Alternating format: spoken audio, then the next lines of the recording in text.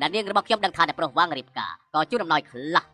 ត្បូងគុជរាប់រយខ្សែមាស100ដុំគុជលំដាប់ល្អ10ដុំជូនពរអ្នកប្រុសវាងរៀបមង្គលការរីករាយឆាប់មានកូនមានចៅគួរសមពេកគ្រួសារឈូពិតជាផ្ដល់សារៈសំខាន់ដល់គ្រួសារវាងពិតមែនអំណោយច្រើនយ៉ាងនឹងព័ត៌មានគឺជាការពិតហើយការរកស៊ី10ពាន់លានរបស់គ្រួសារឈូធ្លាក់លើគ្រួសារវាងហើយអ្នកនាងឈូពិតជាគួរសមពេកហើយលោកត្រឡប់ទៅវិញនាំពាក្យរបស់ខ្ញុំប្រាប់អ្នកនាងឈូគ្រួសារវាងខ្ញុំប្រកាសជាមិនធ្វើឲ្យអ្នកនាងឈូអស់សង្ឃឹមទេស៊ីឡានឃើញហើយនៅនេះទៅជាមនុស្សនៅវងខំនេះគម្រោងមួយតម្លៃ10ពាន់លានជូនអំណោយតិចតួចក៏វាមានតម្លៃច្រើនដែរណាមែនហើយត្បូងគុជនេះមួយខ្សែគឺតម្លៃ100,000ដែរឲ្យ100ខ្សែសុំទៅយកសັບក៏ខ្ញុំមិនហ៊ានផងអាយ៉ាមកក៏ដូចគ្នាអើលើតឯងឃើញហើយឬនៅនេះជាកម្រិតរវាងឯងហើយនឹងយើងឯងជាស្អីដែរតើសំឈរក្នុងពិធីមង្គលការយើងដែរឬទេអត់អើយចុះមកទឹកគ្រាន់តែជាអ្នកក្រដែលឈរមិនចុះគេប៉ុណ្ណោះស្លាកបញ្ជានេះមិនមើលទៅដូចជាប្រហែលអញ្ចឹងប្រហែលនោះគឺជាសញ្ញារបស់គ្រួសារឈូឯងជាអ្នកក្រម្នាក់ស្គាល់ស្អីខ្លាចទៅធ្លាប់ឃើញតាមទូរទស្សន៍ទៀតដឹងគ្រួសារឈូគឺឯងងើយមើលមួយជាតិឯងនៅចង់តោងទៀតអត់ទេខ្ញុំធ្លាប់ឃើញមែនគឺខ្ញុំមួយនោះក៏មានរូបរាងចឹងដែរអើលិតឯងកំពុងកំ pl យើងសើចមែនទេសារៈសញ្ញានេះគឺត្រារបស់គ្រួសារឈូអ្នកដែលមានត្រាគ្រួសារឈូសុទ្ធតែជាសញ្ញារបស់គ្រួសារឈូគឺជាវត្ថុមានតម្លៃឯងមិនចង់ថាឯងមានវត្ថុមានតម្លៃគ្រួសារឈូទេហ្នឹងបើសិនជាគេមាននោះខ្ញុំដាក់តកូលតាមគេភ្លាមណាខ្ញុំពិតជាមានមែនហើយចោះយើងសើចស្លាប់អីឯងមានវត្ថុមានតម្លៃរបស់គ្រួសារឈូឯងទុកជាស្អីដែរទៅបើឯងយកចេញមកបាននោះយើងនៅទីនេះព្រោះដូចជាសាច់ឆ្កែយ៉ាងចឹងកំថាឡើយព្រោះដូចឆ្កែឲ្យធ្វើឆ្កែរបស់គេក៏បានដែរណា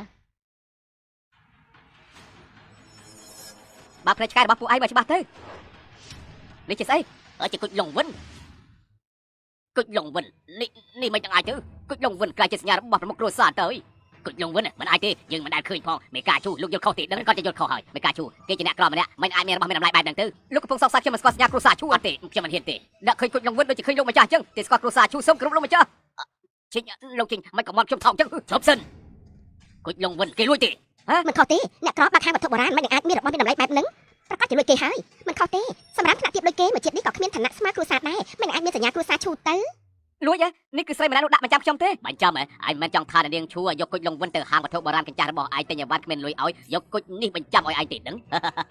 មិនបានជាលោកដឹងនៃប្រហែលហ្នឹងហើយមេកាឈូលោកស្ដាប់ឮហើយឬនៅលោកយល់ថាទៅរួចទេខ្ញុំយល់ថាគួរតែយករឿងនេះសើបានច្បាស់មិនអាចឲ្យអាសម្រាប់ម្នាក់នេះកុហកពួកយើងបាននោះទេដល់ប្រុសវ៉ាងនិយាយមានហេតុផលពាក់ព័ន្ធនឹងរឿងធំខ្ញុំត្រូវរៀបការប្រាប់នាងភ្លាម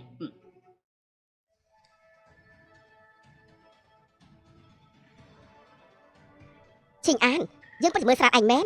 សំបីរបស់មានតម្លៃយ៉ាងហ្នឹងក៏ឯងហ៊ានលួចមើលទៅឯងប្រកាន់អាយុវែងពេកចុះបានលួចទេយើងថាឯងលួចឯងប្រកាសជាលួចហើយពួកអីចាប់គេភ្លាមនេះអ្នកខ្លាំងទាំង3អ្នកការពារទាំង3របស់គ្រួសារវាងទៅអ្នកខ្លាំងទាំង3តាមតែប្រុសវាងជាប់ឬថាសុទ្ធតែលុតដំគ្រប់កន្លែងក្បាច់គុណខ្លាំងណាស់ដែលកំភ្លើងបាញ់មកចូលទេសម្រាប់ឥឡូវនេះងាយដូចជាបកជាយ៉ាងចឹងអ្នកប្រវាងលោកចូលច្រឡំហើយឈិងអានគាត់មិនលួចរបស់ទេស្អីថោកទៀតនៅប្រមុខយើងហ៊ានការពារប្រុសផ្សេងហើយទោះមួយកំណត់ទៀតវាយទៅវាយដល់គេទទួលស្គាល់កុំចាំឈប់ខ្ញុំមានលោកបើលោកហ៊ានវាយខ្ញុំនឹងប្តឹងប៉ូលីសហើយប្តឹងប៉ូលីសឯងមិនទៅសេពមើលទៅគ្រួសារវាងយើងធ្វើការណាហ៊ានខ្វល់នោះពេលយើងប្រកុលគុជលងវិនគ្រួសារឈូននឹងឲ្យរង្វាន់យើងដល់ពេលនោះកំថាឡាយវាយឯងទោះជាវាយឯងស្លាប់ក៏គ្មានណាហ៊ានរវល់ដែរចាការគ្រួសារវាងពិតជាដែរមកខាងបាំងមេឃមែនលោកប្តីគេជាអ្នកណាយីហួយយូនៅនេះធំគ្រួសារយើងទៅមិនបានគេមកក្រៃគេកំពុងហាន់ចុតសិលទៅខ្ញុំនឹកឃើញហើយអានេះប្រពន្ធទី8របស់អ្នកប្រុសវាងយេសិញយានដូចជាប្អូនស្រីបង្ការរបស់យីហួយយូមួយឆ្នាំមុនយេសិញយានត្រមមិនបាននឹងការប្រមាថក៏សម្លាប់ខ្លួនគេមិនមែនមករករឿងអ្នកប្រុសវាងចាំមកមិនល្អទេបោះស្រីបោកចុះពីភ្នំមិនក៏មកប្រាប់ខ្ញុំមួយម៉ាត់ខ្ញុំទៅទទួលបងឯងក៏មកប្រាស្នៀតនេះឯងធ្វើប្អូនស្រីយើងស្លាប់ថ្ងៃនេះយើងមកយកជីវិតឯងហើយណែឆាប់ខាត់គេទៅ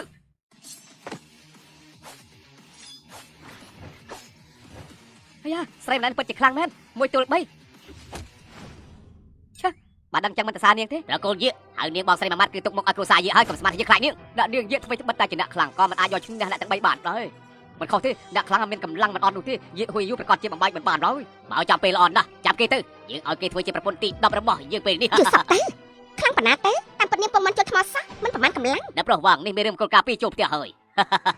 ស៊ីឡានឃើញហើយនៅក្បែរខ្លួនអ្នកប្រុសវាងអង្គរៈម្នាក់ណាក៏ជាកម្លាំងដែរមិនដូចឈិងអានមនុស្សអត់បានការនោះទេកម្លាំងដូចស្មោចមើលទៅគេជូនស្បែកជើងឲ្យអង្គរៈរបស់អ្នកប្រុសវាងមិនសមផងនេះចេះវាយឬអត់បាត់ផ្លែក្រោមគេតែ3ទៅ